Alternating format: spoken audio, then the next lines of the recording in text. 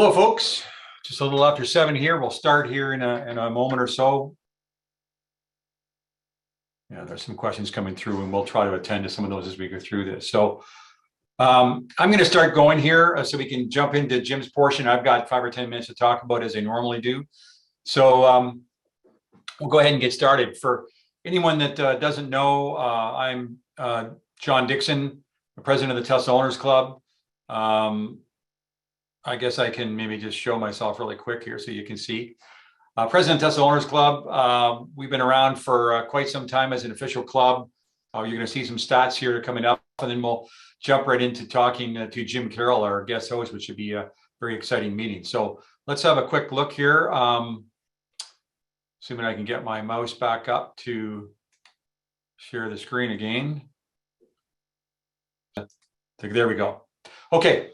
So I do this pretty well every meeting. I thought we'd just give you an idea of the club growth, especially on social media. We do use social media to educate everybody about the club, both to talk to our members, especially within Facebook, and also create awareness of the club and just keep everybody in the loop of what's going on in the Tesla Owner Club world. So as you can see, we're up, not quite as fast growth as we've had in the past, but the growth is going up on the club side. 1,113 members right now. As of earlier today. That's up from 1,098 in January. Twitter continues to grow up to 4,925 for followers. Facebook group, and this is an official Facebook group to remind you, most of you know this, but if you don't, it's an official group and only members of the actual club, this owners club where you pay dues, etc., have access to that official group. There is an unofficial group that we no longer accept people in, but the one that we welcome you to join, and people post and go back and forth almost like a forum, is the official group. So that's growing.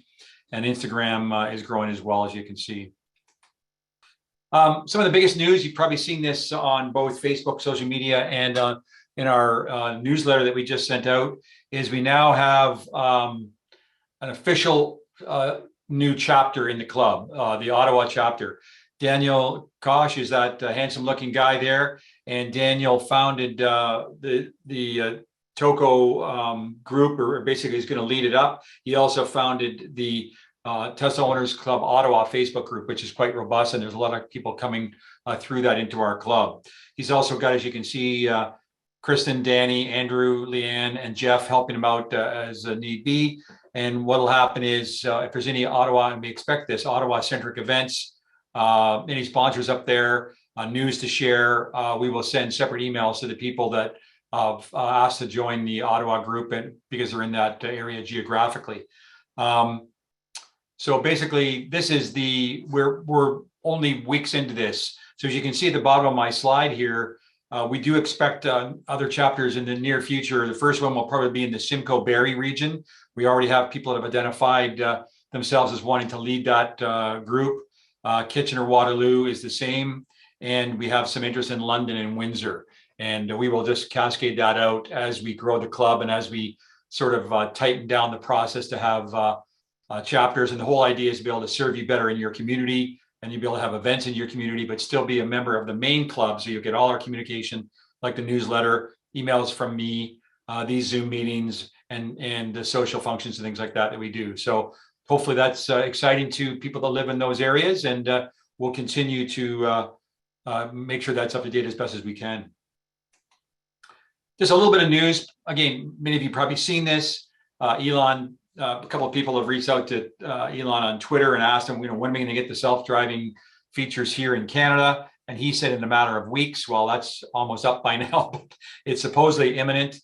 Be prepared. Yeah, obviously have to have the FSD software. They then, I think, are going to enable the insurance rating piece of software, whatever, that determines how well you drive your car, and you have to have a rating of 99 or something like that to be able to be accepted into the beta. But we expect that to be imminent. I don't have any inside information, truthfully. I'm really just sharing what Elon has said and what we've sort of heard out there in the community. The other thing I talk about, there's lots of other news, but most of you probably follow other social media platforms and whatnot and know what's going on. But the Model X has been delayed. Elon did tweet recently that the delay is much longer than they expected. He kind of regrets not letting the 2020, like the pre-refreshed version, be available longer, because it's been well over a year or more that there's been no actual Model X on sale. And they've already started to deliver them in the US, not in huge quantities. I can tell you here because frankly, I have one in order, and it's been changing in my my Tesla account. It showed February delivery, then March, and now it's jumped all the way to May. And when I talk to the people locally here in Canada, and I have to trust that they're correct, they've said that they've actually asked for ours to be delayed a little bit longer than normal to make sure that it meets all the requirements for winter driving. So we would be the first major market for winter driving, but I do expect to see those in the spring. And as I find out more, basically when mine becomes available, we can let you know. So if you've got one on order and you want to stay in touch with me, please do. You know how to get a hold of me. Just a little bit of news again. We put this in the newsletter. Anise Sharifi was a gal that was on our executive for a number of years. She stepped down from our club leadership team recently to pursue some other personal and professional areas, and that is creating some vacancies. Actually, we think we have two vacancies on the team. Daniel in Ottawa is now on as a club leader. That happens automatically. Each chapter will get one person as a person on our executive team, but we're looking for at least two additional people. So I would welcome you to reach out to us. We're looking especially to keep the club as diversified as possible, to represent the community. So if you're interested, email me info@teslaownersclub.ca, ideally with a resume or something of what you've done in the community and volunteer work, and why you think you'd like to be a part of the club, and we'll try to fill those vacancies to help as we grow, and hopefully we get back to some normalcy here with in-person meetings and social functions, etc. What else? Again, I've thrown this slide in here a couple of times, but just to remind, we've had people email me and say they missed the last meeting. Is there a recording? And we now record every meeting, just because people are volunteer who work with the club. Sometimes it takes a week or two to get the recording edited and uploaded into our site, but all the meetings right up to date to the last one are now in the website. So they're there, and same with this one going forward for future viewing by you all. Again, another reminder about the Tesla online shop. We are hoping to have some, there's some supply chain constraints to get to more items, and we'll probably add some more things for the spring market. But I remind you about that, and please have a look. And we're hoping, as I said, to have some new things to come on there. And what we've seen, and I have some items myself and had some feedback, it's pretty high quality stuff. So if you want to wave the flag for Tesla and the Owners Club, please have a look at our online shop. Again, I want to thank all our sponsors. I've said this many times. I used to put this at the end, and I always forgot once we got into the meeting.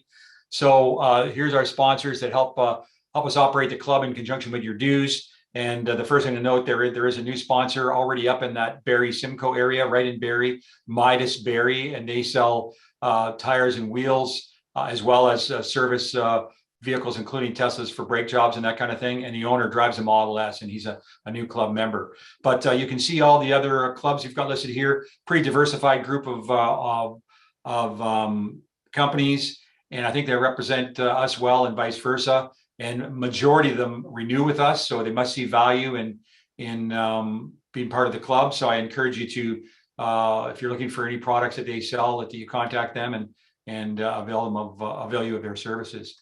And there's the second group of people in no particular order. And you'll see these all listed on the website. They're on our newsletter. They're in all the emails that I sent out to you. So again, I want to thank you all very much, any sponsors that are listening today, but they certainly help support the club with financial and other type of support. And really, that's about I've got on my end. Next guest is basically Jim Carroll, and he's calls himself a futurist, and I've seen his material, and I think he is. Jim is from Guelph, Ontario. So, oh, sorry, we got a little bit of spelling error there. I didn't notice somebody did that, but sorry. He's from Guelph, Ontario, so he's a local guy. He's got over 28 years of advising insight on disruptive strategies to companies, as you can see here, like NASA, Pfizer, the World Bank, PGA of America, and countless others. He predicted, interestingly enough, back in 2003, the Tesla business model, I guess the online business model, not having to go into a dealership, et cetera. And he predicted that at a leadership meeting at Daimler Chrysler in Stuttgart, Germany, and was promptly laughed at. So I'm sure he'll talk about that a little bit about with us about that tonight, and he's going to be sharing his insights and experience with us as an owner and a speaker on what he's done. So without further ado, I'm going to stop my sharing. Now, Jim's got some really cool technology. You're going to see from his presentation here. He's got the ability to do quick surveys on the fly with us, and hopefully we do that. And I would encourage you, I've got a group of questions that you sent to me, and I would encourage you to also put questions in the Q&A if there's anything different, and we'll try to answer those, but he's going to present to us, and then we'll get to the Q&A and hopefully some dialogue as time goes on here. So here you go, Jim. Thanks, John. Thanks for having me in. I probably got more technology happening here where I'm coming from right now than we've got in our Tesla vehicles. Just to give you a bit of a sense, this is the long shot of the studio. This is a basement that is rather green with a whole bunch of gear, a whole bunch of lights, a whole bunch of stuff. I've been a speaker on the circuit for 28 years. And when COVID hit, this is what became the thing that got me through from both a business perspective as well as a sanity perspective. I actually did a whole series of events within this facility around the world, and finding out tomorrow, for example, if I'll be keynoting a virtual conference in Germany via this. But I'm also getting back on the road. I'm going to be in Phoenix next week talking to 400 dentists about the future and about trends and innovation and all that type of stuff. What I'm going to do here tonight, are we good with sound and everything? I think so. Sounds good to me. Okay, I'm going to cover my perception on Tesla. Because I've been, as John mentioned, I mean, I spoke about Tesla, predicted the business model, and it wasn't just the online sales part. I'll tell you the story in a bit. But sort of the concept of disruptive change in the automotive industry way back in 2003. And yeah, they laughed at me. I mean, the dumbest thing I ever heard. And I actually covered that on stage for years. We'll hopefully have some interactivity here. I'm going to start out with this. We're going to do a text message poll. So here's what you do. Take out your cell phones and you send a text to 37607. And in the body of the message, punch in one of these numbers, 162005 or something like that. We know what we're all going to answer, right? We're all Tesla folk, right? I've got a Model 3. We all know this industry is going to be barely recognizable. This isn't even a good example of the polling technology because we're probably going to have 100% voting in the barely recognizable category. So, they will have been massively disrupted. So we know the tech is working. We know that this industry is changing. And what I'm going to do is I'm going to put in perspective what I see happening from my perspective. You have to understand my client base. I mean, NASA has had me in twice for a talk on the future of space. And I had a room full of astronauts, mission directors, launch directors, literally astrophysicists, people studying the origins of the universe, rocket engineers. And that, 2014, 2013, talking about disruption of the space industry. Well, look where we are today. PGA of America for the future of golf. Next week, 400 dentists. I just got booked by actually today by Zurich Insurance for a global leadership meeting of their top brass over in Zurich in October. And it's about disruptive change, which will include the disruption that Tesla is having on the insurance market as we shift to real-time analytical underwriting, which is something I've been talking about in the insurance industry for 15 years. So I'm going to go back to my stage here. I'm going to cover off a show that I did several weeks ago where I was talking about Tesla, which is how John discovered me. And I'll talk for about 10 or 15 minutes. I know virtual is a little bit different. Hopefully all my technology is going to work. If not, I'm going to make it up on the fly. And then we're going to have a lot of opportunity for Q&A and some text message polling. So I'm going to run a short little video clip, go back to my stage, and we'll go from there.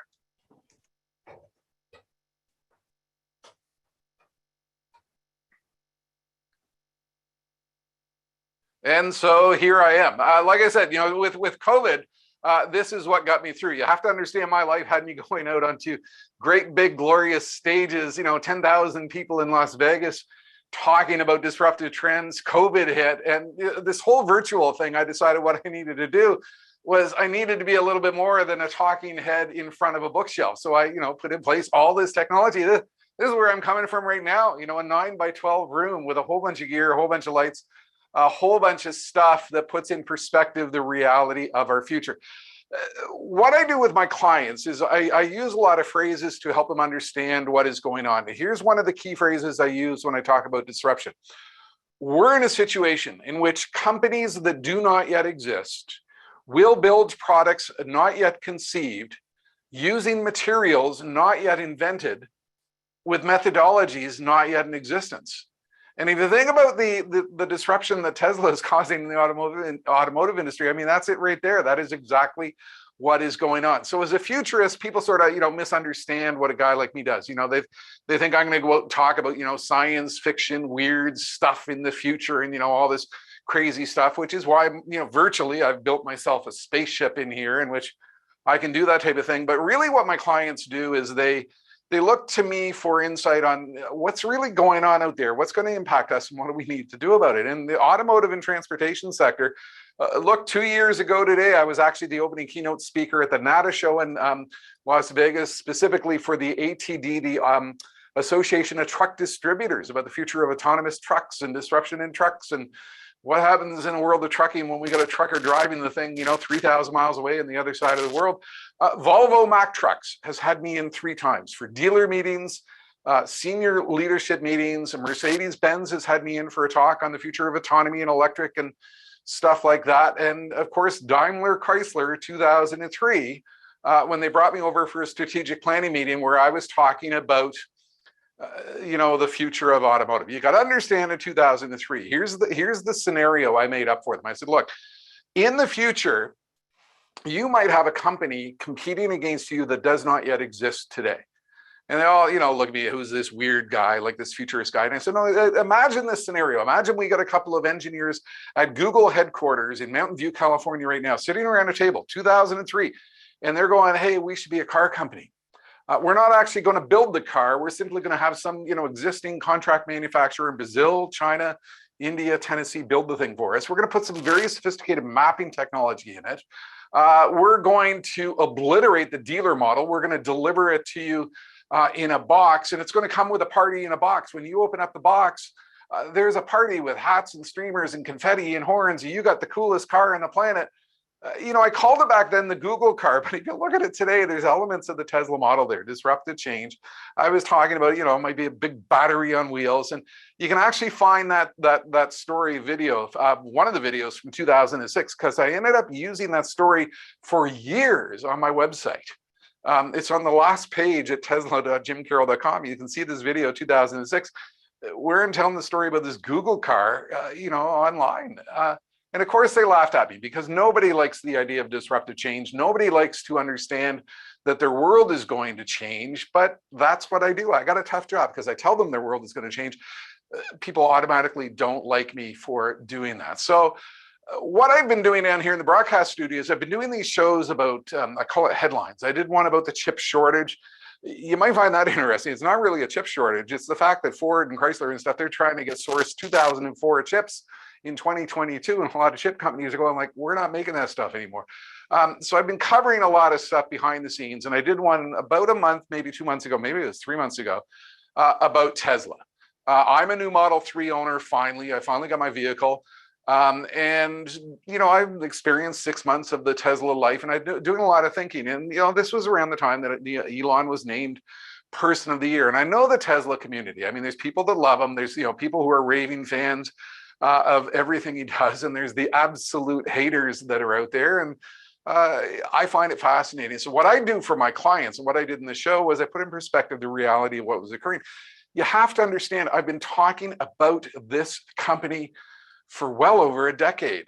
This particular video clip here, I was in Connecticut for a manufacturing conference, and I was talking about Elon Musk and big bold goals and disruption of the industry, and I put up this quote. This was from the 2017 SEC filing. This is what Tesla actually said. And this is the early days before the Model 3 came out. People had bought it, and everybody was wondering, are they going to be able to manufacture the thing?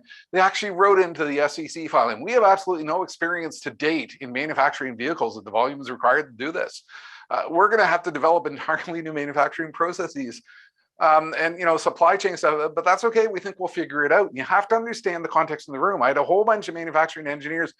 They were all skeptical that it was actually going to happen.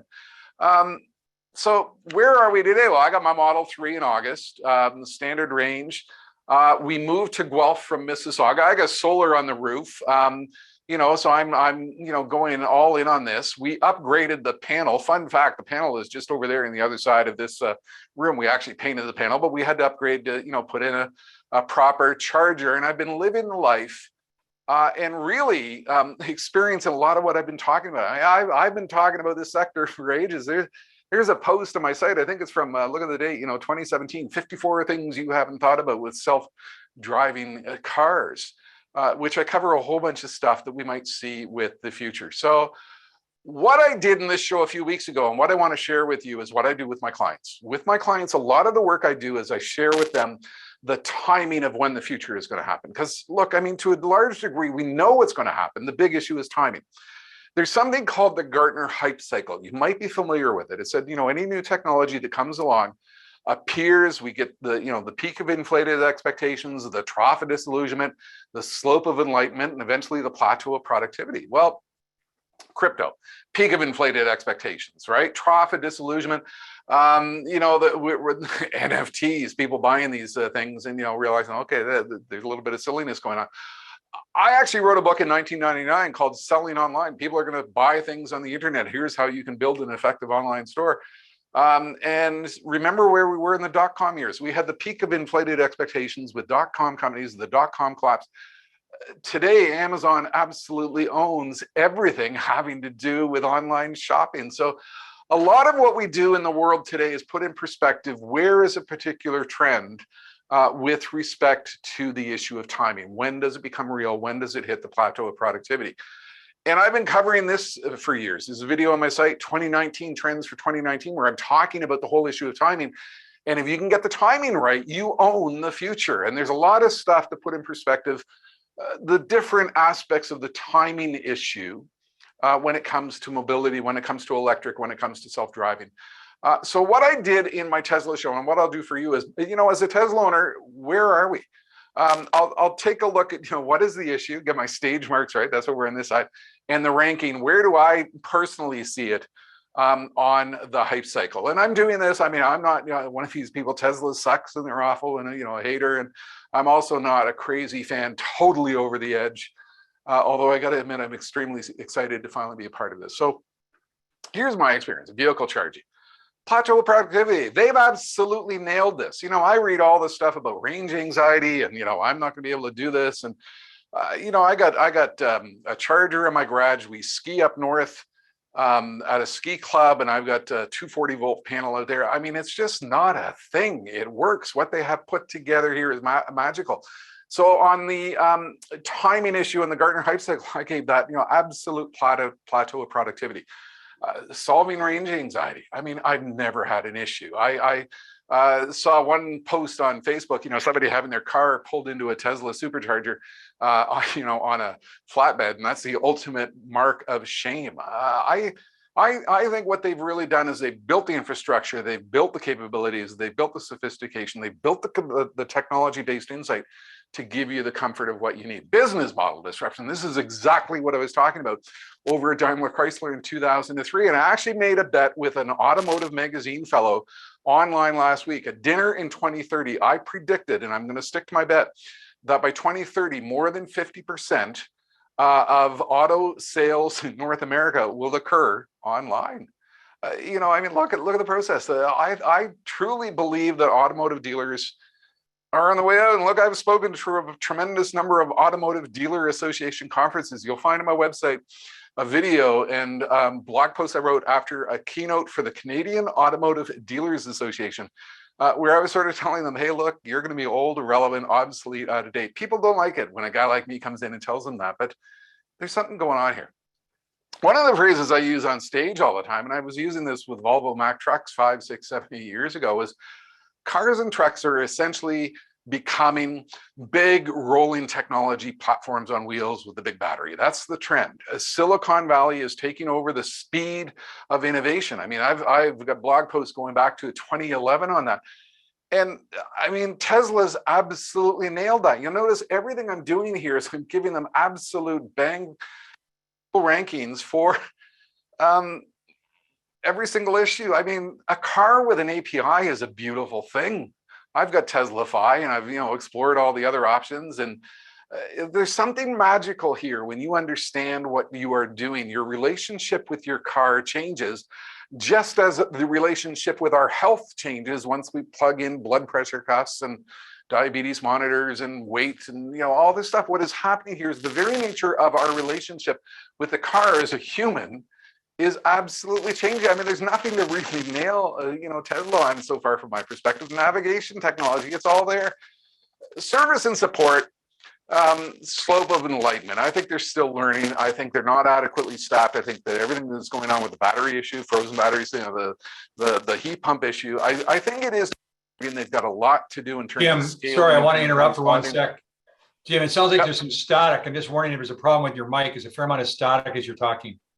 I will flip to a different mic because it just started about a minute ago.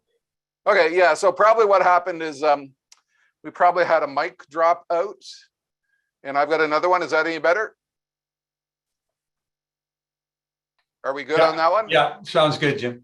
Okay. Sorry about that. Yeah, so that was a mic dropping out. So we're good. And I'm only about 2 more minutes to cover this part. Agility and speed. What's really interesting with the chip shortage, and this is in my chip shortage show, is it's not a chip shortage. As I mentioned, what's happening with a lot of the automotive manufacturers is they're sourcing 2004, 2006 ancient chips to manage the non-sophistication of their vehicles. Their dashboards are from the olden days, and they weren't adequately prepared. And if you've been following Elon Musk, he basically said, we sourced a whole bunch of new chips. We rewrote our software to deal with that. I know that my 2021 Model 3 software updates were late because I was part of the batch of a group of cars that were based on a brand new chipset, and they delayed the rollout of software to us, as part of their process of dealing with that. Design, I mean, cars is the new iPhone. They absolutely nail that. Self-driving technology, I'm not a fan. It's, from my perspective, it's not there. It's not going to be there for a time.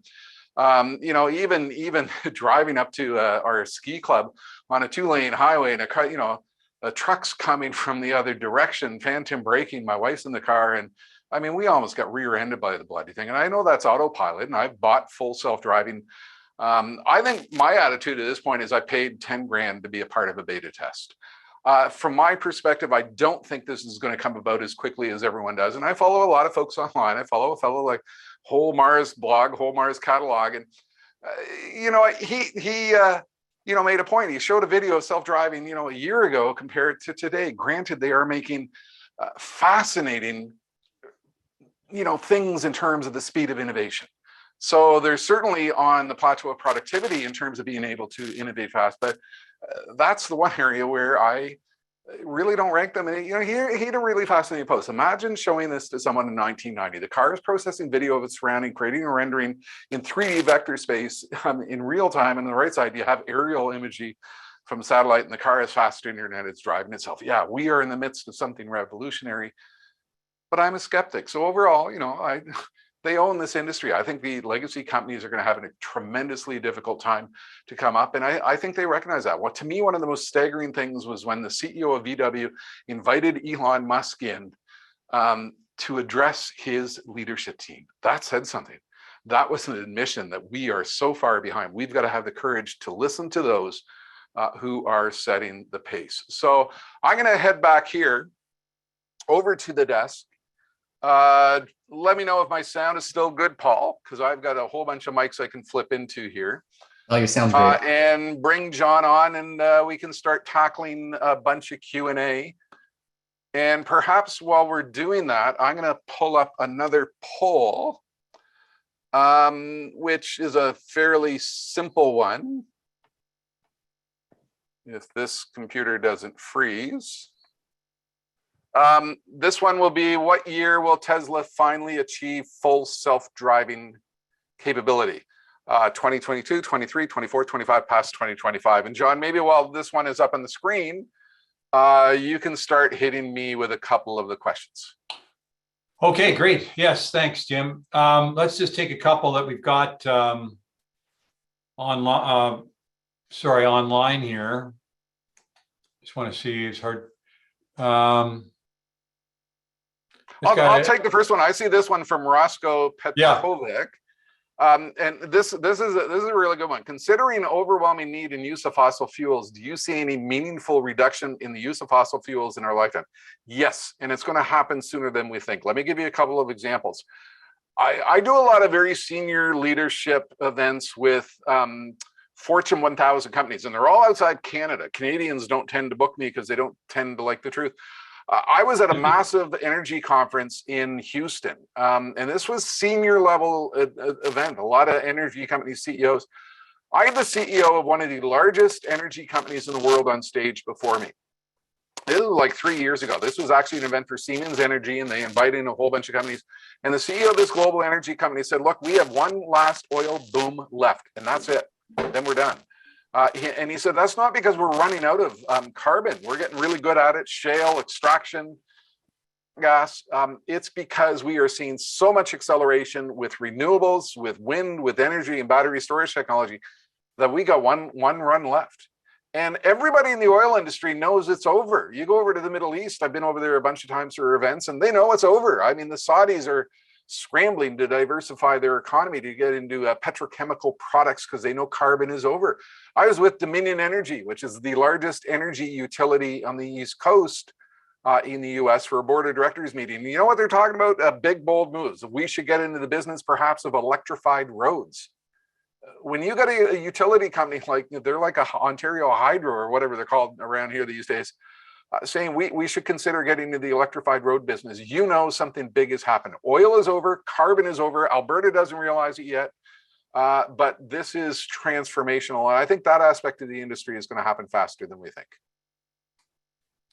Okay, great. Roscoe, your next question, I don't know anything about the CCS one adapter from China. I do know that there was somebody that tested it. I don't know if it's the same one not too long ago, and it didn't work. So I really can't answer that question.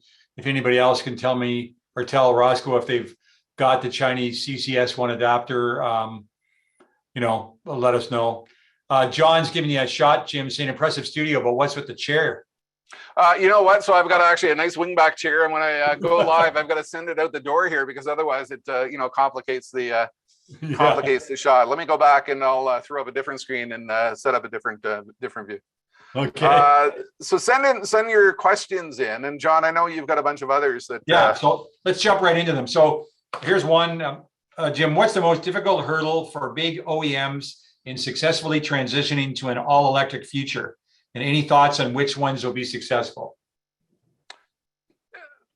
Their biggest issue is this: the automotive industry is shifting from being an industry based on manufacturing vehicles to becoming a high-tech industry, and they don't have the skills. And they know they don't have the skills. This is now a Silicon Valley driven industry. Detroit, Stuttgart, Tokyo, they don't know how to be tech companies. And we see that in the dashboard. I mean, I just laugh my head off anytime I see a 2021, 2022 dashboard, because there's an article on my website, and this is based on the CATA, Canadian Automotive Dealers event I did in 2013.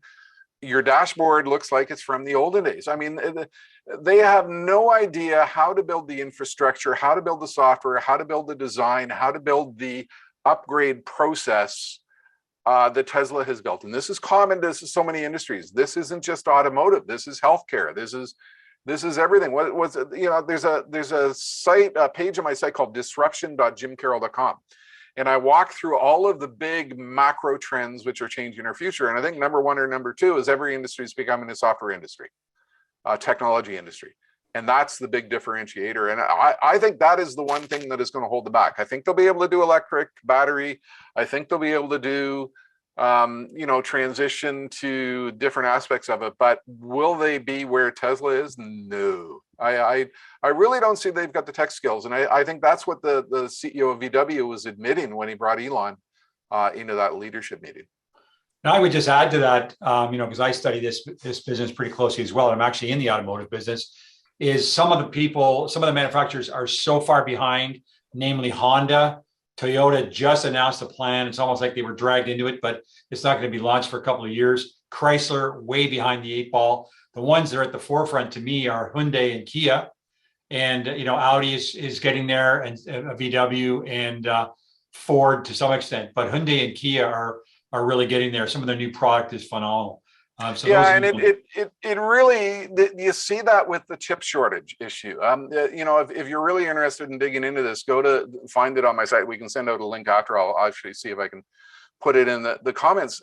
The thing about the chip shortage, to a degree, it's not a chip shortage. It is a failure by automotive companies to achieve agility and flexibility with chip supply to quickly re-engineer their process and quickly re-engineer the vehicles. And what Tesla has done, and you've seen this in the tweets from Elon and his comments on the quarterly meetings, is we just learned how to source different chips and re-architected our vehicles around those chips. And that's why my Model 3, you know, I went 2-3 months, the longest period of time ever without an upgrade, because it was an entirely new chipset. So I think they're really, really far behind on this. Okay. Just looking at sort of random order here, the ones coming up, Keith Beckley at the bottom. Curious, what do you think about Tony Seba's work? I know Tony. I have shared agendas with him. Let's explain who he is, Jim, first of all, so for the people that don't know. Yeah, he's a guy like me. He talks about trends, talks about the future. He's gotten a lot of attention for some of his bold predictions. There's probably a circle of 30, 40 folks like us who, you know, go into all these events. And fun fact, Cal Tire actually brought me into a board of directors meeting, I think back in about 2016, 2017, to talk about, you know, what should we as Cal Tire do? You know, with the push to electric and autonomy, we have all these facilities. And, you know, as we get rid of carbon in nice vehicles, like, we might find ourselves in a dangerous spot. We got to think disruption. They actually brought me in because I was a lower price point than Tony Seba. They wanted him, and he charges a crazy, outrageous fee. Guys like him and guys like me, we tend to do the same thing. Where are we going? When is it going to happen? I think he's a little bit more aggressive in terms of his timeline on the predictions. Okay. What about how soon do you think charging connections will be standardized, or will they? Who will drive this? So we're talking about CHAdeMO, CCS, Tesla, the different charging standards. Yeah, I don't know if I can answer that one. I mean, you know, like everyone, I track Instagram and Twitter and Facebook, and, you know, I see that, you know, that Ontario is going to put them into the, you know, the highway locations, and somebody commenting, you know, as soon as they put those in, somebody's going to steal the adapter.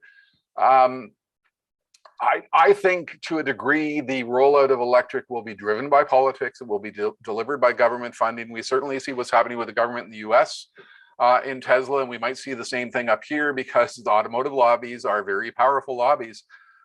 So we might find ourselves not in a situation of, you know, ideal supercharger type capacity, but having to live in a, you know, level 2 world. A lot of these chargers for quite some time. I don't really know if that's an issue. Look, I've used the supercharger 3 times. My driving patterns, I go back and forth to the ski chalet, and you know, I drive to Mississauga on occasion. I haven't really done any long-term trips. I know when it gets to that point, I'll do that, and I'll load up you know, the mapping software. What's the service I use to figure out my trip, and go from that. Yeah, I personally think it's going to be CCS. You know, Tesla's not going to go away, but you know, Tesla has some J1772 adapters at some of their destination chargers, but they're going to CCS other parts of the world, and supposedly coming to Canada with an adapter. So I think it'll be, Tesla will stay standardized for Tesla, and it'll be CCS for everybody else, and we'll be able to use that. That's my gut. So this Bruce and Karen agree with you. EVs make the most sense when there's home charging. Jim, do you see multi-unit dwelling apartment buildings like condos offering home charging? What will make them make the investment? A lot of people are struggling trying to get their condo boards to allow putting the chargers in.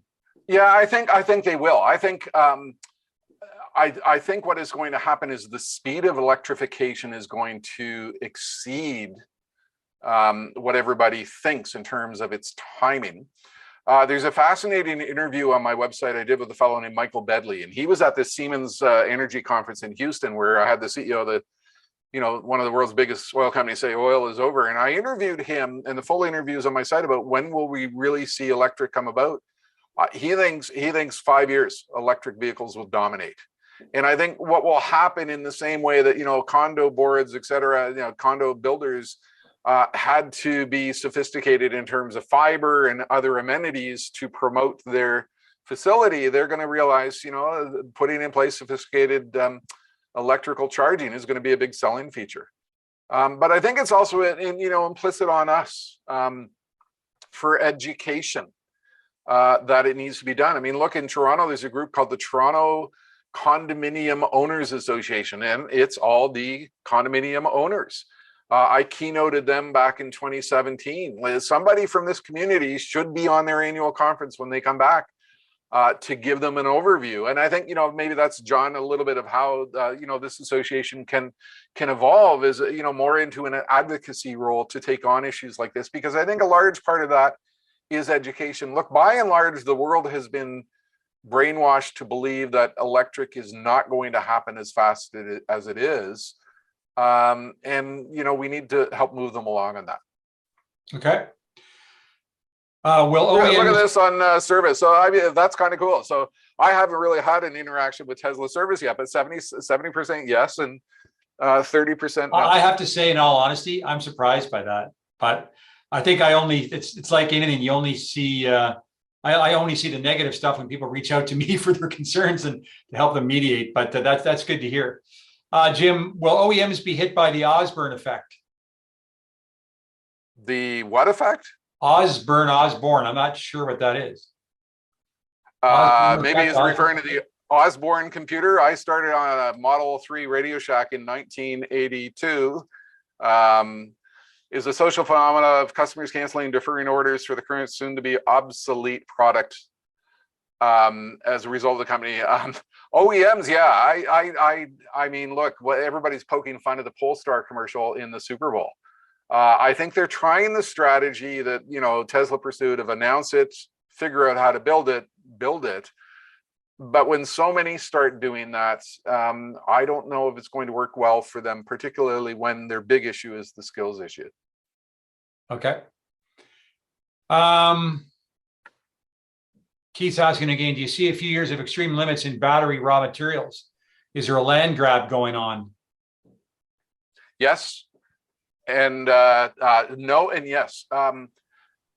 There's years ago, and I've done tons of video about this on stage and stuff. The post I wrote and the story I tell on stage is the future of just about everything is all about batteries.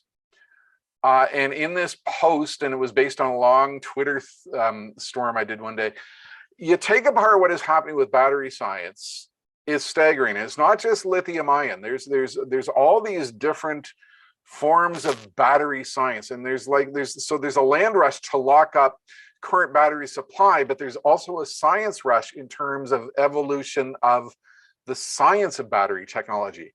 And I mean, I tell stories as to what is driving faster rates of battery science technology. Here's an example I used on stage, and this is a real story. We've got Fitbits for cows. I talk to a lot of farmers, a lot of farmer conferences, agricultural conferences, John Deere and OEMs in the ag sector. And we've got Fitbits for cows. And I was speaking to the Texas Cattle Feeders Association, and one of the ranchers, he's got big Stetson and boots and a sidearm on. I got to do a good talk.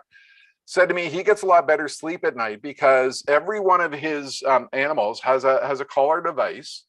Drones fly over his 10,000 square acre property. It can read the data off the animal collar device to get information on their health, their location, and gestation. And he says during calving season, I get a lot better sleep because it used to be I had to be out in the cold and the mud and the wind and the rain to help deliver an animal, to find the animal. Now I get a message on my phone with the exact GPS location of an animal going into birth, and I'll hop in my truck and drive out.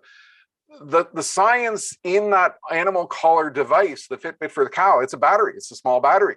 And overhead on the drones are based on batteries. My 28-year-old son is a drone pilot for a major real estate firm. Drones are all about batteries. So if we take those two industries, Fitbits for cows and drone technology based on batteries, there's a lot of research going on in batteries. Guess what happens with that battery science technology? That floats into electric vehicles. So tremendous amount of research going on in battery storage technology for renewable wind, solar, microgrid, all that stuff. Tons of stuff unfolding there at a furious pace, particularly driven by utilities. All that science flows into the overall science of battery technology. Here's a fascinating statistic. Right now, there's about 19 million known chemical substances in our world. That number is now doubling every 13 years. So by 2025, there's going to be 80 million. By the year 2100, there will be 1 billion or 5 billion known chemical substances. We're going from 19 million known chemical substances to 5 billion. Like that's a staggering proposition. And a lot of that, you know, stuff in and around the battery science. So I have batteries. I mean, to me, remember that scene in The Graduate, and you know, he's talking to the young Dustin Hoffman. And I got one word for you: plastics. To me, it's one word: batteries. It's one of the most exciting industries going on in the planet right now. Okay, so we're talking about technology, and we had a little bit of static there. So it seems to just come in for a moment and then leave. But what are your thoughts on the Tesla humanoid robot? Okay, so I switched microphones. Is that better? We're going with microphone number 3. Yeah, it's hard to tell because it's good for a while, and then a little smidge comes in here and there. But yeah, so what I've done here is I'm sitting at the desk, so I'm using the microphone built into the computer now as opposed to my lab mic. Sounds fine still. It's good. So we should be actually, let me flip it here. And I'm not getting that as an option. Yeah, it's not giving me that option here. Okay. Sounds good so far, though. As well. Humanoid robot. Yeah, robots, huge pace of development in the manufacturing sector. Cobots, cooperative robot technology. What's happening there is robots are coming out of the cage and they can work in closer proximity to humans. But the whole thing of you know, what people are talking about humanoid, it's exciting, it's fun, but I'm not a big super fan of that. I mean, I had a bit of static there again. My opinion of the Tesla robot, I got to tell you, this is maybe going to be controversial. Ben Sullins, who's a big YouTuber, had a big long YouTube blurb about, you know, some of the concerns with Tesla. And one of the ones was he thinks that Tesla is distracting themselves by talking about the humanoid robot. And I have to sort of agree with that. I mean, we don't really know everything that's going on behind the scenes, but they need to solve, you know, quality control issues, service issues, delivery issues before they tackle some of these other technologies. That's John Dixon's own personal gut feel about their humanoid robot. If it comes out and it's great, super, but it shouldn't, none of the other things that they work on should suffer because of it. Yeah, I've tried to flip to a different microphone. Is this one better? Again, I think so. It's hard to tell until you start talking. Okay. It might be when I get a little excited here too, and I'm rubbing against the shirt. Okay, so Omar is asking, with the rapid transition to EVs, how do you see our energy grid being able to cope?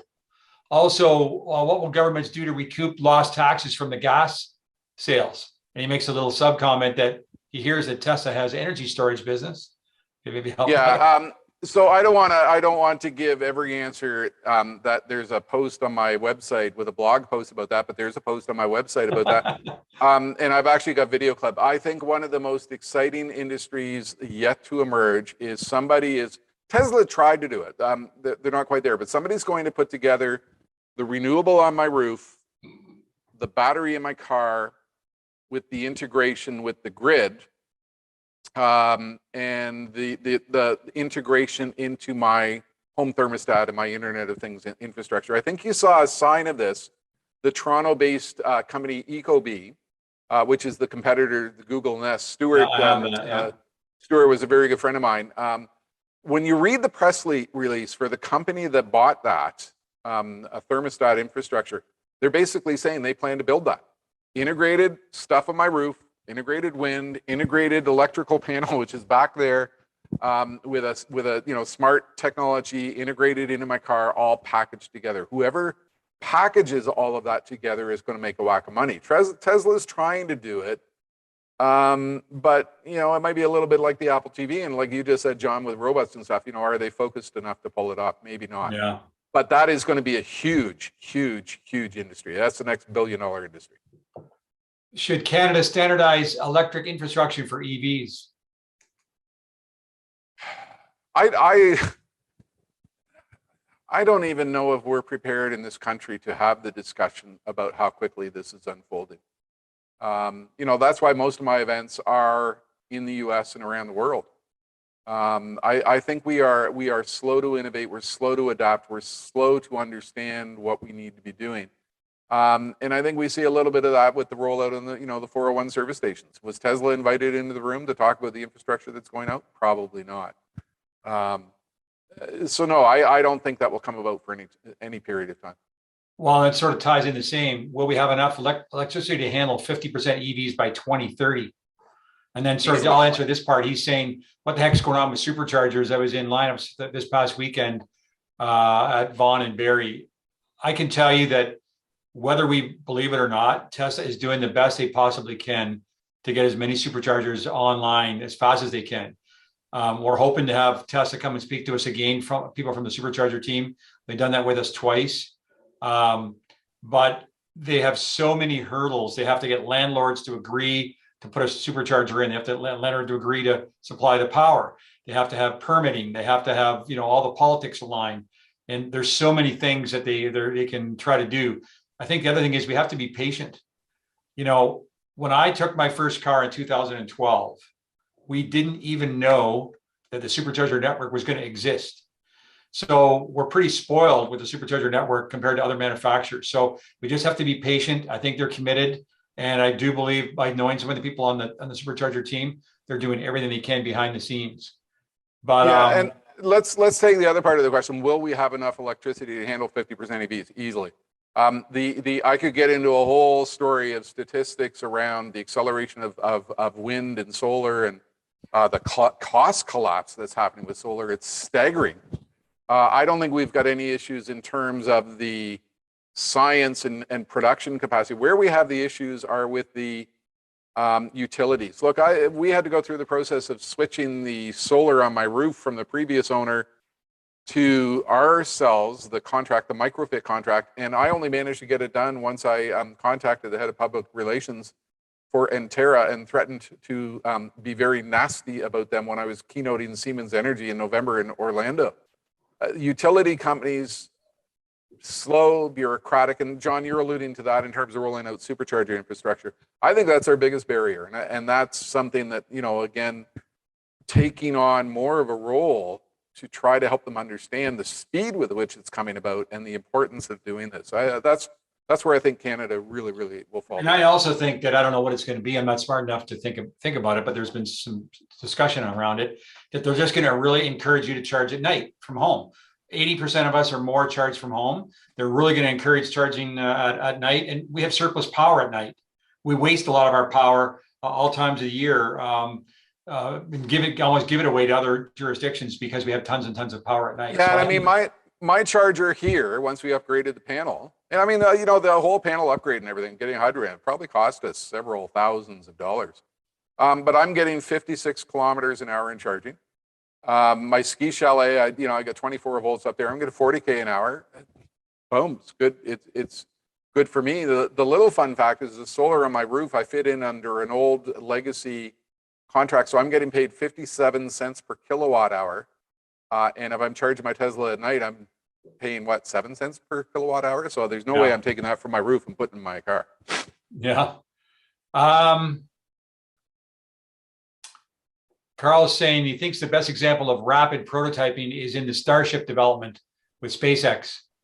He thinks that's what the automotive sector or the existing space sector, Boeing, doesn't get.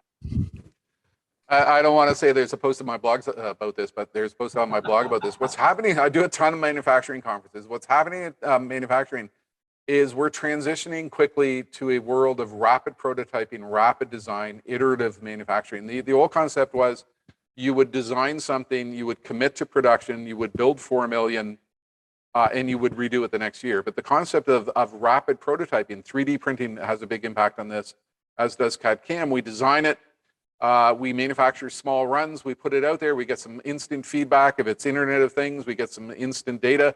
We redesign it, we commit to a smaller run. The whole process becomes very iterative, and the design evolves over time. And that's having a profound impact on the whole product design process. And yeah, I mean, we're seeing that with Starship. Like everything, the world of manufacturing is undergoing a massive disruptive change. And that's but one element. Iterative design, rapid prototyping. I mean, there's entire massive disruptive trends occurring there. What else? Just looking, I've got some here from. Well, I'll take this one from Rick because this one's actually kind of fun. We talk a lot about cars. What about small trucks and vans? How are they doing? I hate to do this, John, but there's a blog post on my website about this. 2 years ago, I think it's 3 years ago this month, I was over in Muscat, Oman for a group called the International Roads Union. And it was a big global conference of the trucking industry, logistics industry. And there's actually a video clip on my site where I'm talking somebody's going to make a whole bunch of money off small trucks. If you think about what is happening, the world of products has gone to Amazon. Amazon owns the future, and we love last mile delivery. We love getting it delivered to home. And you see all these last mile delivery startups, all these Amazon vans driving around with small little companies that are doing deliveries. Somebody, and there's a lot of activity occurring with this, there's actually a company in Vancouver developing small last mile local delivery infrastructure, some of which will be autonomous.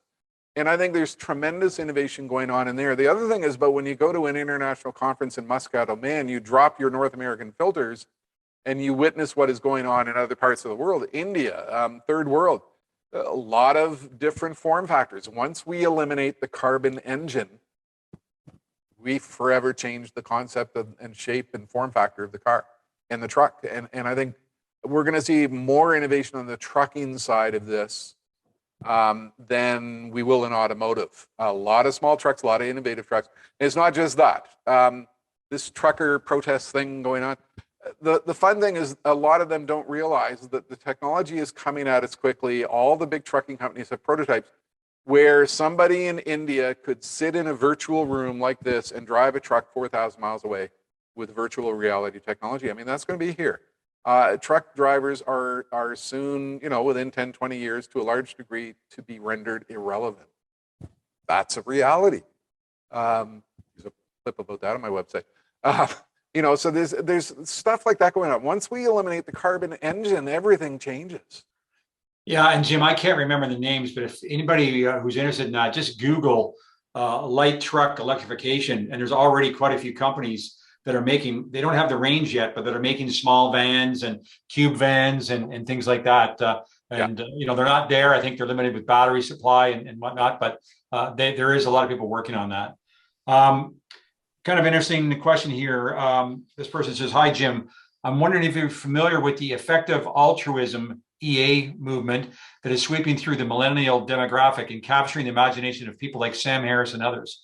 Do you think this new view of social, humanitarian, and global responsibility through EA will counteract the existential risks of AI, climate change, environmental degradation, among other risks, and is doing good better, going to capture enough global momentum to truly create substantial positive change for the future of humanity?" Big, long question there, but. My answer to that depends on whether you're getting me on a good day or a bad day.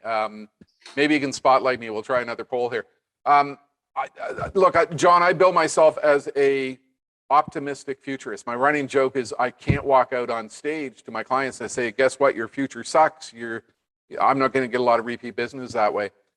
I try to force myself to be optimistic, but if you want to see what I write when I'm in a really depressed mood, go to the website badthings.jimcarroll.com, and I'll put that in the chat because we're even seeing that in Ottawa right now with what is happening. There's a lot of dark forces at work in the world right now. That those of us who believe in the opportunity of the future are finding it very hard to keep our optimism intact. Yeah. And in this post, disappearance of democracy in the US, yeah, I think it's likely to happen. It's already happening. Is there widespread mental illness driven by the connectivity of the internet? Yes. What I wrote in this post was, likelihood of war with China? Yeah, well, it looks like likelihood of war with Ukraine. So I think we do have an altruistic side, those of us who are optimistic, but it's tough at times, given where we are in the world today. So this one, will Tesla be able to stay ahead of all the new competition? Yes. Very small percentage, no. Quarter of the room for about 5 years, but then it's open. I think I'd go with the last one, but maybe 10 years. And John, I think this comes to your post. Can Elon stay focused? The history shows us that organizations can drop the ball when they don't focus. There's some, frankly, I'm one of the biggest Tesla fanboys, had a Tesla for some of the, oldest of many people in Canada, head up his club, et cetera. But I'm a little bit concerned about some of the things that Tesla's doing or not doing. And I think there's some really good product. I like the Hyundai. I like the Hyundai Ioniq 5, frankly. I have one on order for my wife. She's getting it next week. So I'll let you know how that goes. I like the Rivian. I think there's some great product coming. And Tesla's got a very finite product line. Let's face it right now. They put all their eggs in the Model 3, the Model Y. And there's lots of problems right now with Model X and Model S. People are complaining about vibrations in the new Model X and all kinds of things. And when you grow so fast and the technology is phenomenal, but if it doesn't always work and you have a potentially broken service model or communication model because of the app, we're getting more and more people coming from the regular automakers into the Tesla fold, and they're used to a certain level of service and communication that's not necessarily available right now in Tesla. Yeah, and we're living it. All of us are living it right now, right? Canadian heat pump minus 20. I was never impacted by it, but I tell you, I was driving up to Thornbury with my wife in those temperatures, and I never told her that we might suddenly find ourselves without power. I was just praying and hoping, and I got the proper software update. Looks like January 11th I got the fix because I had 2 software updates in that one day. But that's indicative of the type of problem we're heading into. Yeah. There's another long one, but this person says, "Well, I love the futuristic thinking and all Tesla and Elon do. Sometimes I am disappointed when Elon tells us to provide a product roadmap, and then that the product roadmap is all about FSD, robotaxi, and Tesla bots." I feel the same. I like Tesla to be a little bit more transparent on when certain features will come to the cars and what exactly is going on with the HVAC systems in these cold months. So do you, Jim, as a futurist, think that sometimes the company and CEO need to also look at the here and now? Or do you think that Elon needs to keep pushing his vision forward and let his staff worry about the day-to-day issues? The interesting thing here is a lot of the conferences or leadership meetings. I mean, I spoke at a lot of association conferences, but I also get called in by a lot of CEOs to come into a group, and the CEO will say, "You can say things that I can't say." I've spoken to probably every massive pharmaceutical company in the world. I was with the global leadership team of Pfizer 4 months before COVID hit, talking about fast medical science and stuff.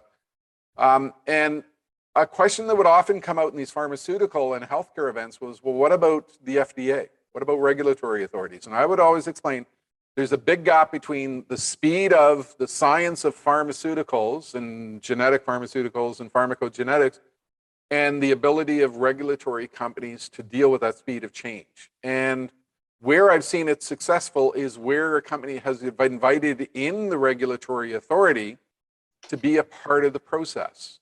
Because regulatory authorities, they understand they have a problem here.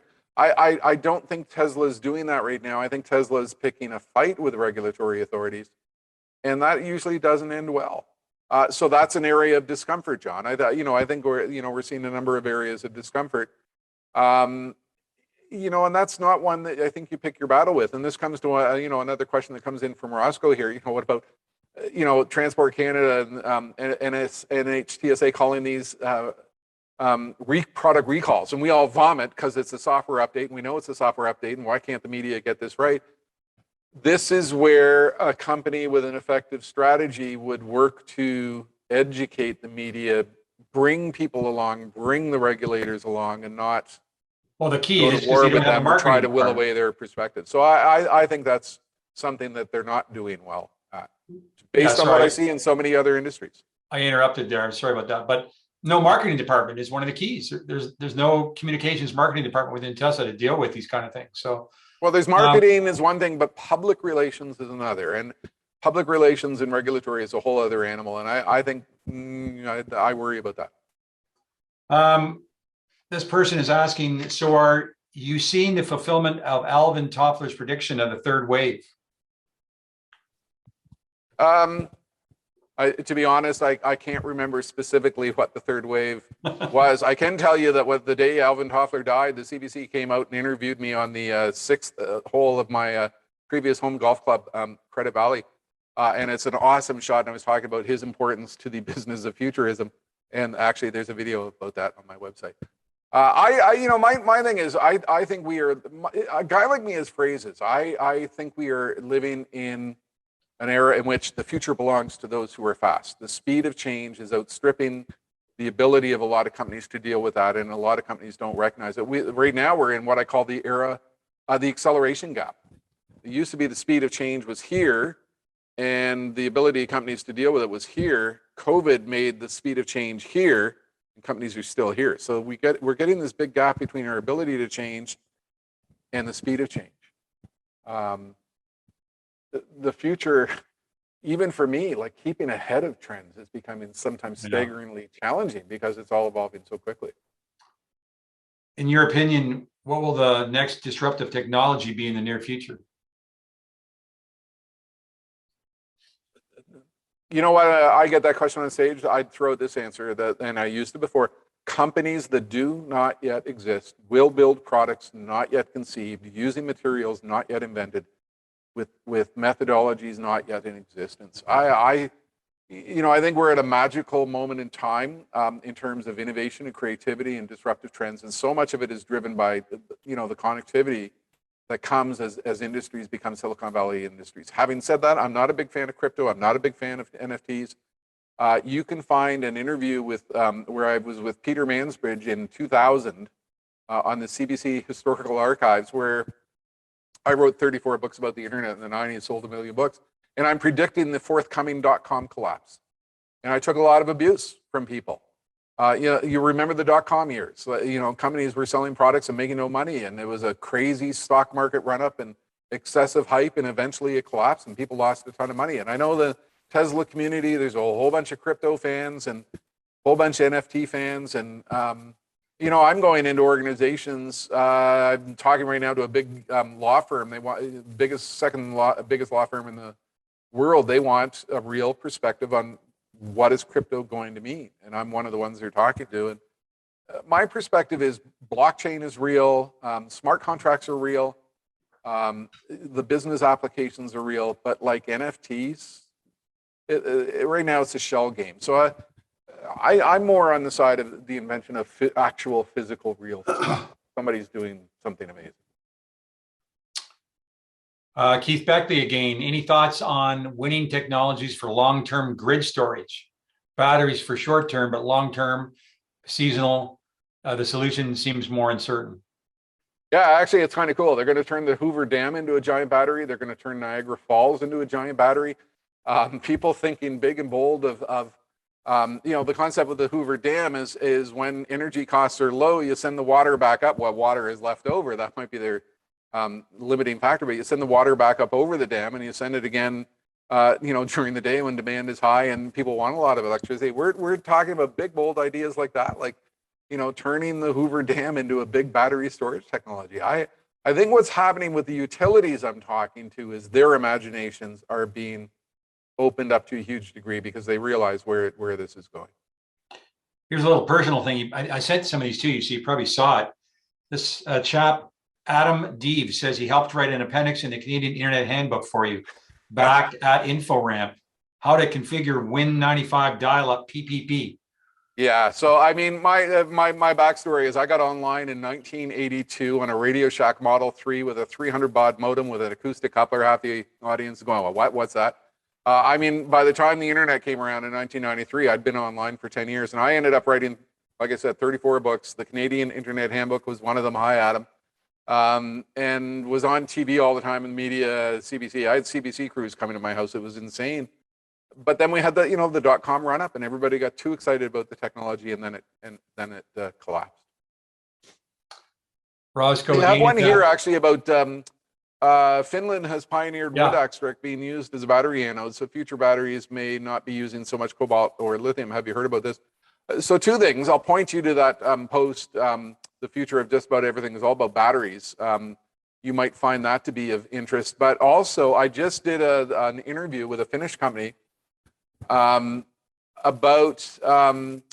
the future of electric vehicles and stuff like that. And they're actually working on advanced methodologies for wood extracts to play a bigger role in electrification. And there is as with everything, if you look at my blog, Ask a Futurist, the future of transportation, and the lost basement tapes, the company was UPM, which is a global leader within the wood and lumber industry. And just the back conversations I have with them, leading up to the interview, that everybody in every industry realizes electric is the future and they want to play a role. Okay. What else we got here? Any opinion on solid state batteries? I don't know if I can really answer that one. Yeah, I can't either, really. If anybody else, we got a lot, still 80 some odd people on here, some pretty intelligent people. And Mike Knox, you're posting things to me, put it in the chat because people are looking at it. So if anybody else can answer some of those questions. Well, there's some other things. Thoughts on Starship and Boeing's future in space exploration. Again, this is a case of disruptive thinking, fast moving, reinvent quickly. My 20-year-old son down in Waterloo, he's a huge SpaceX fan. Anytime one is going up, he's sending me a text, you got to watch launch. When I was growing up, if we had a launch every 8 months, it was something. And now they're planning one like every second day. And Boeing can't do it. And that's indicative of this is when I talk big macro disruptive trends, legacy companies versus startups, the gap has never been wider. The interesting thing happening in aerospace is we're actually having discussions around materials that are lighter than air. Materials, Wonder Woman's jet. We're actually having conversations in the scientific community around building jets one day with materials lighter than air. And that's not crazy science fiction-like ideas. And as with anything, there's a video on my website where I talk about that, and I've talked about that at conferences. And you talk to scientists, and they go, "Yeah, that's real. That could happen." And that's another disruptive change. What else here? Joe Barroso has one. What are your thoughts on Elon Musk in the internet business, and could he add the service to the cars? One day, a Starlink, built into the car. Yeah, I mean, it could come. The interesting thing is, I'll give you an example. I find it difficult to keep ahead of the trends. So I would get on stage and talk about one day we're going to have a car and it's got solar cells built into the roof and it's going to charge your car as you drive it down the road. And, I was thinking 2025, 2030, well, there's companies already starting, about talking about doing that. So the fun thing in being a futurist right now is the speed between your crazy prediction and when crazy becomes reality is collapsing. Roscoe's got one. Do you see Canada being left behind in leading edge technology adoption and hence collapse of economic strength? Yeah. But all my business is outside of Canada. It's fascinating. And you look at my client list, and in the US, they sit back and they go, what's going on and what do we need to do about it? And in Canada, when they have a leadership meeting, they bring in an Olympian or somebody who's been on Big Brother Canada or something. I worry about this country. We've been so much of an economy based on oil. Oil is over. And are we doing the right things? Not really. Phil's asking, how likely is it that Canada can be a global player in battery or renewable technology? I think we've got the materials. I mean, obviously, Northern Ontario, and Doug Ford is talking about that, and obviously, what's happening in Dalhousie is staggering. I'm a graduate of Dalhousie, so that's kind of exciting. But do we really, as a nation, understand what we need to be doing? No, I mean, I've been worried about that forever. Well, Carl Weaver, this is a fun one. Will you talk to the people of Meaford, Ontario, about the value of pumped hydro project? So, Carl, we own a property right by Craigleith Provincial Park. We actually rented in Meaford for 7 years when we skied up there. We rented from 2000 to 2007. Now, I will say this, Meaford has one of the craziest municipal political scenes I've ever witnessed. And I'm very aware of what's going on with the dam. Fantastic idea. And as with any energy project, the reality has been skewed to a huge degree. Roscoe's got lots of questions. Do you think future highways, as per Scientific Magazine back in the 60s, will have induction charging of EVs? Charge as you drive. Yes. Dominion Energy, massive like I said, massive electrical utility in the East Coast, the biggest energy utility next to PG&E out in California. And a board of directors meeting, and one of the fellows raising that question: should we get into the business of understanding, researching electrified roads? When you got a big company like that, putting that out there and nobody's laughing, but they're talking about it seriously, that's saying something to you. And he also saying salt mines can be energy storage banks. Yep. Moon Batteries are the future of just about everything. What else have we got here? Okay, I'm just going to go down to my other ones here.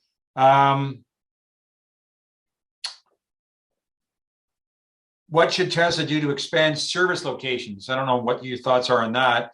It's asking, should Tesla respect right to repair laws?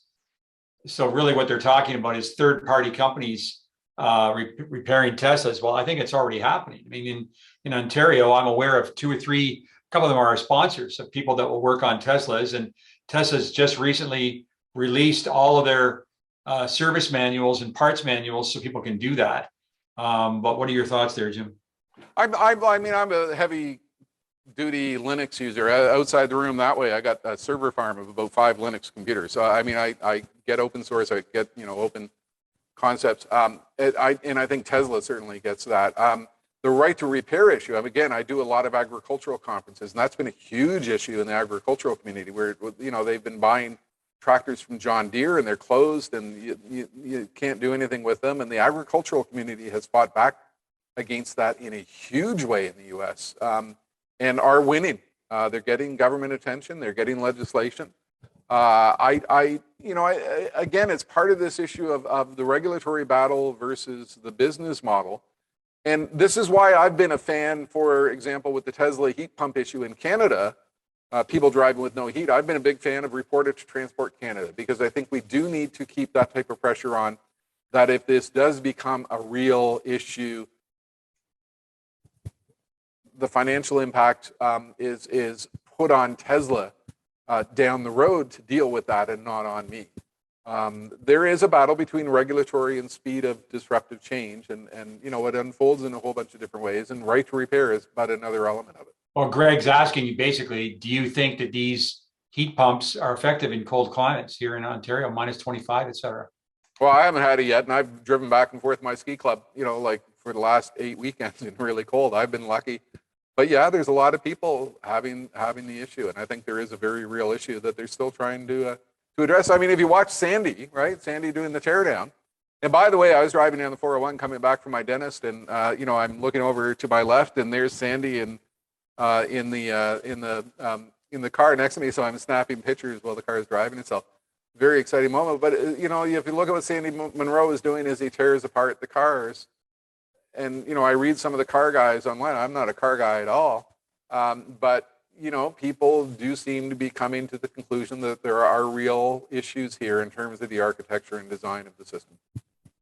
And if that's the case, let's go on the record with Transport Canada so we've got some protection down the road. Yeah, and I think, you know, as I said, I've had Teslas for over 9 years. Unfortunately, sometimes it takes longer than we would like, but Tesla has, in my mind, most cases, there's been a few exceptions like the Model X shutter and things like that.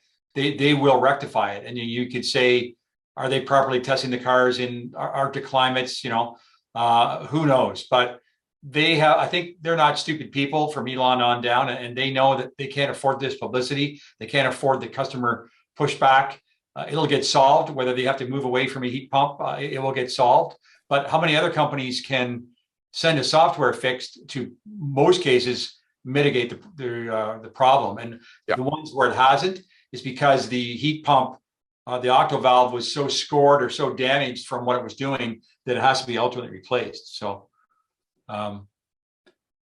Stefan's asking, will Tesla sell car $20,000 profit for a Tesla car when they can still put the same car on the robo-talkie network and earn $1 million? Yeah, I don't expect to see that happening in the lifetime of my Model 3. I think full self-driving is going to be a long time. I've paid 10 grand to be a part of a beta test. To me, it's worth it because I'm in the business. I need to understand this stuff. I don't expect to see robotaxi in the lifetime of my Model 3. I think on the Gartner hype cycle, we're on the peak of inflated expectations. Yeah, it's moving along quickly. But I mean, I watch all the videos online and, you know, the number of interventions, and I just, call me a skeptic. I saw some interesting stuff today. The CNBC went and interviewed. I'm surprised these people were allowed to sort of talk about it, but 3 or 4 beta testers of the software spoke to CNBC and took them out in their car and showed them what was working and what wasn't working. So you're going to see more and more negative publicity around it. But I have to say, we love Elon's optimism. There's no doubt he's a genius, but I'm also very skeptical about the robotaxi. And a core example is related but not related is the Model 3 and Model Y cannot be leased. Does not have an optional buyback from Tesla, which is unheard of in the industry. Any other manufacturer allows you to buy the car back. And the thinking is, no one's sort of answered this directly, but I've had some discussions within Tesla, is because they're looking to have a built-in fleet for robo-taxis. Yeah, I don't. On the media side, John, I think the Tesla community needs to understand this. The media will always look for the negative story. Look, I mean, I did thousands of interviews about the internet in the 90s when I wrote all these books. I mean, I was on CBC, I was in the national news, I was on radio shows, I was in the newspapers. It was just like insane. And I would be talking about the potential of the internet to change the world and benefit to mankind. And inevitably you got to report, well, let's talk about child porn on the internet and how we shut it down. I mean, the media is engineered to pursue the negative and is engineered to find the thing that is going to make something look bad. And so again, that's advocacy and telling the story and education. But that's what they do. It's very frustrating, but it's reality. And Keith's making some good points here. Heat pumps work fantastic in cold climates. He's had one in his house for 3 winters. It's not an issue. The base technology, all homes will be heat pumps, he feels, in the future. Cold climate air source heat pumps have a coefficient of performance of less than 1 at minus 25. So yeah, it goes to my point. If somebody's going to put together the stuff, the solar on my roof, the Tesla my garage, the Tesla being a part of the battery storage technology, stuff like that, somebody's going to put all that together. Let me take this question from Phil. This is really good. What would you tell an 18-year-old student what industries to join to be a part of the future? So you might not guess it. My background is I'm actually a professional chartered accountant. Now I'm known as a CPA. A long time ago on a land far away, I was with predecessor firms of Ernst & Young and KPMG doing exciting things of auditing and taxation and accounting. But I mean, I saw the potential of the internet long before the internet in '82 when I got onto online bulletin boards and said, there's something big going on here. It's the future. I think I'm successful because I have a well-rounded range of skills from that and from a whole bunch of other stuff. So, my advice to someone like Phil is, get some good foundation business knowledge education, because without business knowledge, you don't have anything. And then careers to pursue: energy, batteries, grid, technology, all that stuff. I think that's where there's so much magic that is happening. But get some business fundamentals down first. This person says they're interested in knowing more about how the grid will cope with increased electrification. The context for this question is the following. Given that Ontario is shutting down our nuclear power generating stations, how will we deal with the generation of electricity to support the growing demand created by electric cars? I'm also interested in learning more about how I can connect with you as a future speaker for his own event on electrification. That's John Fruworth. The thing about nuclear is it's not going to happen fast. It's going to be around for quite some time. The thing about traditional utilities, whether it's nuclear, nat gas, oil, whatever, carbon generation, there's a phrase I would use on stage. Traditional utilities are becoming insurance companies with a role of providing energy when the renewable and battery grid is not. That's what they are becoming. They recognize that. They know that they're becoming backstop insurance companies to provide that excess capacity when needed. So that's one element of the equation. The other element of the equation is the massive, tremendous acceleration of the science of renewables, of wind and solar and other methodologies. I mean, if you look at, here I go again, there's a show on my website that I did down in this studio about what's going on with the future of energy. And I actually had a couple of virtual keynotes in November around that. The cost collapse of solar technology is simply staggering. I mean, it's indescribable. I mean, we're seeing exponential collapse in the cost of solar generation. And, you know, I mean, it was eye-opening for me to move from Lauren Park in Mississauga down to Guelph, and you look around here, like everybody's got solar on their roof. It's unbelievable here. It's really cool. And I think, you know, that's what's going to mitigate the concern. You take those two things together, big utilities recognize that legacy energy is going to be there for a long time. It's going to be insurance to back up the building grid as it emerges, combined with the scientific acceleration of renewables. It's not something I worry about, and I don't think a lot of utilities are worrying about it. Okay. Oh, and how can she, you know, find me? There's a website for that, jimcarroll.com. There's, I mean, a ton of stuff in there. Yeah. She can reach out, send me an email if she wants to chat. I'm not sure what this is. Joe, or I think it meant Wemo. Is it it's a WEJO? I don't know if it's a typo. Provide enough data to help OEMs as a group attempt to keep up with Tesla, or is Wedjo data not as applicable to automation? Is there any overlap between them or potential for a competition? I'm presuming he made a no, look at that Wejo. That is a thing. Creates a smarter. That's something I hadn't even known about. So I don't know if I'd be able to answer that. I think what I would be able to say is I mean, we all know that Tesla is accumulating tens of billions of miles and processing that through a neural network to, you know, be able to interpret stuff in real time. I don't see any of the OEMs getting there, but we know the big debate is between LiDAR and vision, and you know, the whole autonomy thing to me is still very much a very, very big swamp in terms of the speed that it's going to come about. Well, and that is a question here. It sort of ties right into that. What are the next future energy trends? Solar, wind. Will solar be able to overcome its tipping point and becoming more affordable and widely adopted? You more or less answered.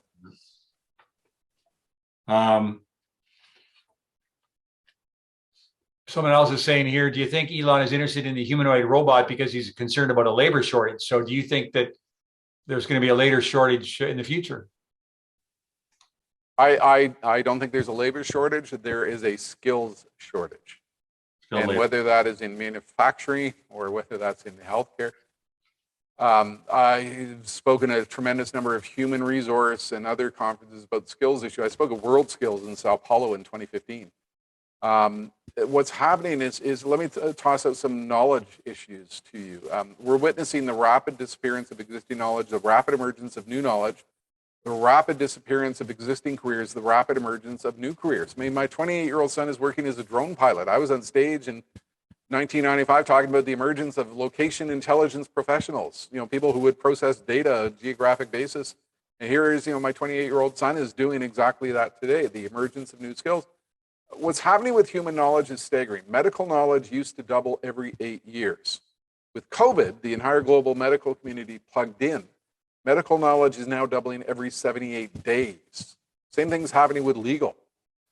Case law is evolving so fast that lawyers can't keep up. So everybody's specializing. The massive growth of knowledge means everybody has to become a specialist. It's happening with cars, right? Like, who understands a car today? You can only specialize in one particular aspect. So I don't think there's a labor shortage, there's a skill shortage. And that's the thing that's hurting OEMs because they haven't got the right skills.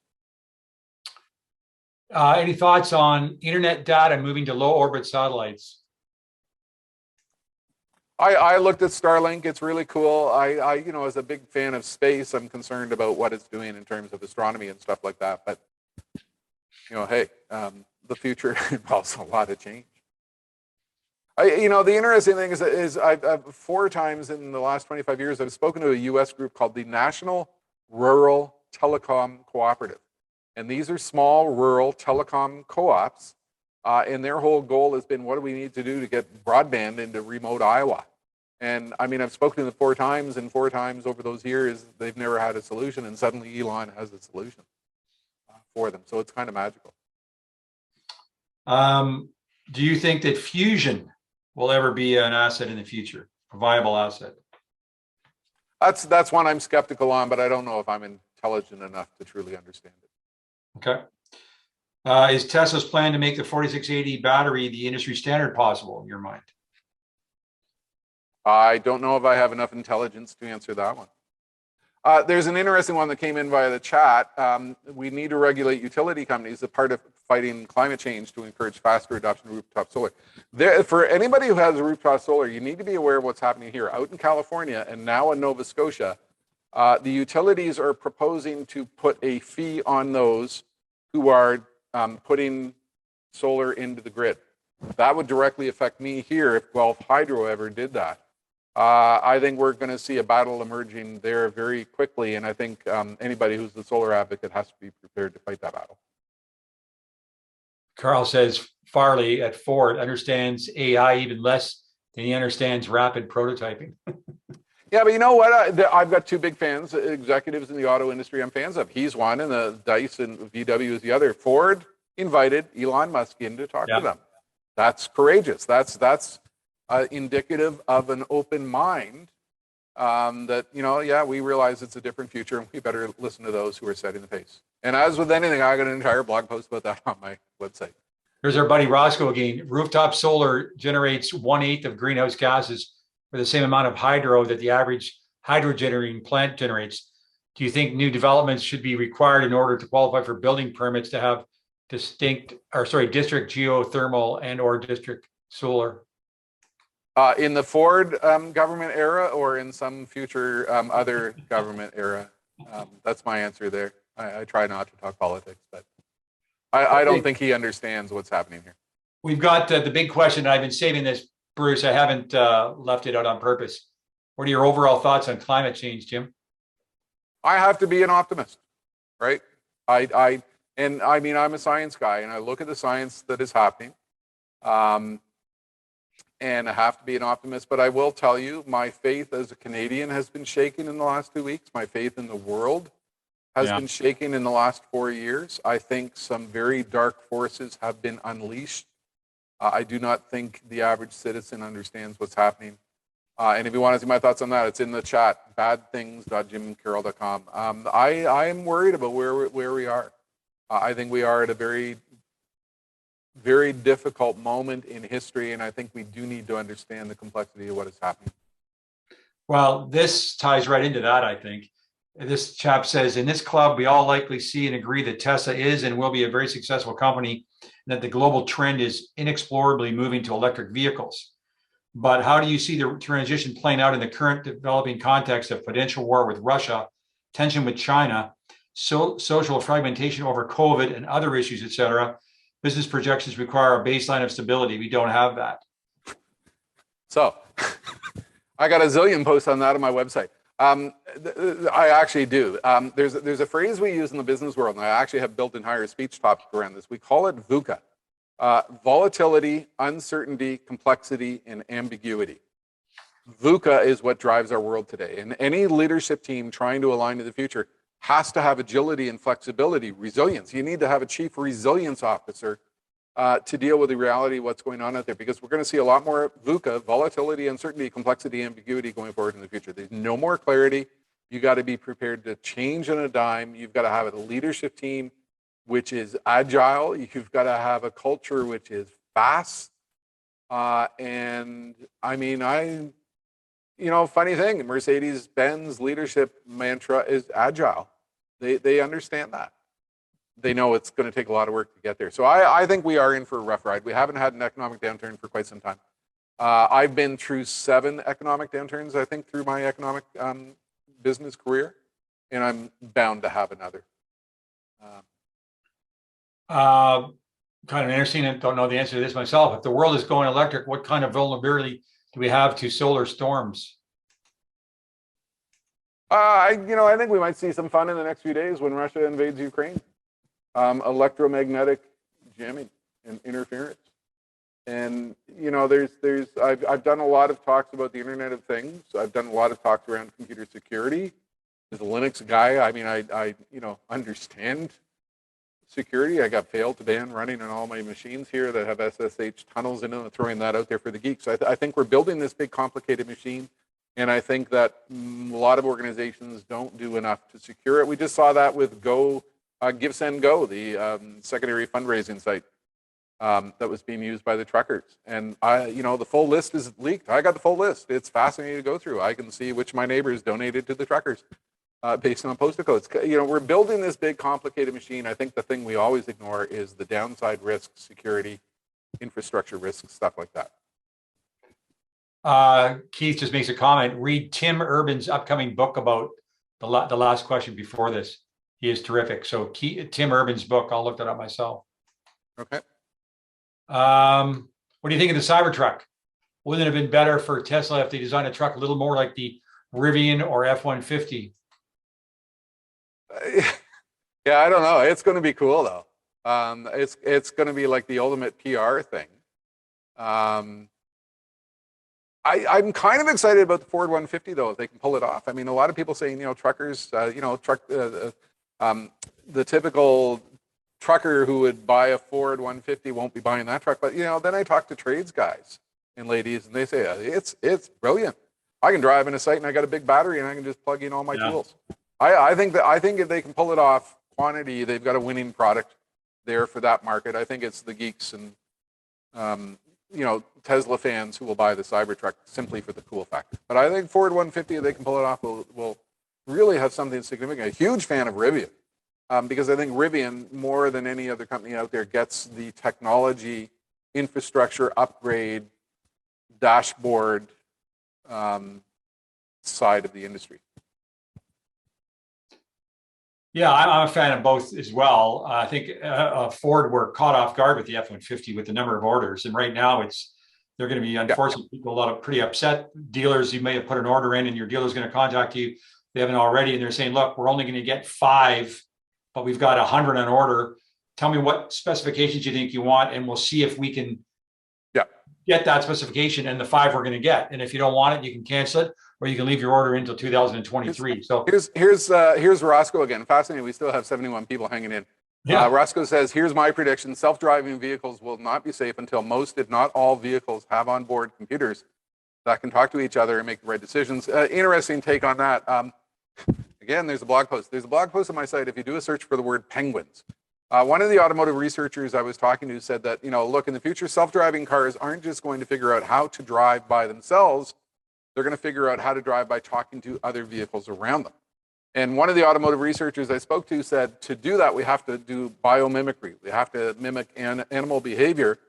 And so we should be studying animals who are really good, who are moving in a small, compact pack. And what animal is good at that? Penguins. And so this automotive researcher at an automotive company said, we've got to hire like the world's leading penguin expert to help us understand how to get a drive up in automotive self-driving technology. To me, that's a really cool concept, and that could be a part of where we go in the future. Future self-driving cars is all about penguins. Yeah.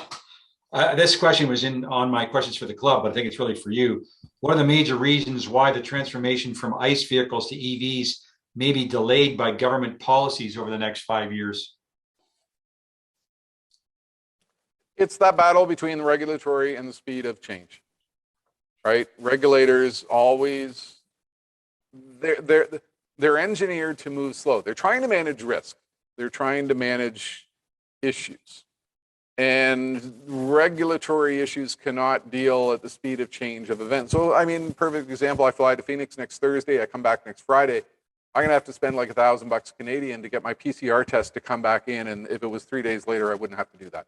We know it's meaningless. We know it does nothing to protect Canadians, but I have to do it because regulatory bodies are slow to move. I think that, yeah, that could be an issue, because I mean, that's always the big issue with regulatory groups. Well, and there's regulatories, and frankly, there's politics. I mean, we've seen that with Doug Ford with wanting to put stickers on gas pumps and stuff like that. You know, they're concerned about their tax, where the tax revenue is going to come from. They're concerned about their base that donate to them and support the parties. And no matter, it's the same in every country all around the world. So I think politics is a big concern as well. Let's see what else we got here. These are more statements. Cybertruck and Lightning are good. Keith, I think we're getting down to the end of it. Yeah. The questions seem to be winding down. Yeah, I agree. So, Jim, just share with everybody again. I've just got 2 or 3 things to go through to wrap up here. Can you throw up on your screen or something how people can get a hold of you, your website, your email, or links to some of those different articles you talked about? Yeah, let me give me 1 sec. I'm just going to create one more poll here that I will put up on the screen. just to get a little bit of instant feedback. And I need to reduce the screen here. I screwed it up. So people can find me at www.jimcarroll.com. Two R's and two L's, Jim Carroll. 2 L's, yep. And look, you can find, so here's a little poll, send in your results, 37607. You can't see that. Let me put that in the headline. So www.jimcarroll.com. There are posts I have in there going back to 2006 where I'm talking about Tesla. There's posts in there about energy. There's just like, I've been blogging since 2002. And if you have questions, feel free to send me a message. jcarroll@jimcarroll.com. So I'm on Facebook, I'm on Twitter, just feel free to reach out. I'm getting back on the road slowly, but I'm hanging around here in the virtual broadcast studio quite a bit as well. Well, Jim, thank you very much. I'm glad we were able to connect. It's sort of a different take on what we normally do for speakers. I think that, we had, I've got a note here, the highest we had was 90 people in there, which is great. And as you said, we've still got 69 or something hanging in there. So I appreciate that after an hour and 45 minutes. So thanks again. And Jim is a member of our club as well. So hopefully we'll see you at social functions or some of our events that come up in the near future as things open up. So again, thanks very much, Jim. Appreciate it very much. Yeah, I'm eager to escape this this basement here. Awesome. Okay, so we're pretty well done here. I just wanted to talk a little bit about, there's a few questions here, if you want to hang in there, folks, with people have asked about the club in general. I'll try to address some of these. There's one chap in particular has been asking questions many times over, why do we keep on preaching to the converted as opposed to getting non-EVers to join us and learn what we're all about switching to EVs? And I hear you in general and in theory, but we are a Tesla Owners Club. And there's lots of forums out there, EV societies, all kinds of other things that can get people to learn much more about EVs in general, electrification. So I think that's, up for them. But we do try to invite, like, for example, when we've done the drive-in, we invite other EV drivers.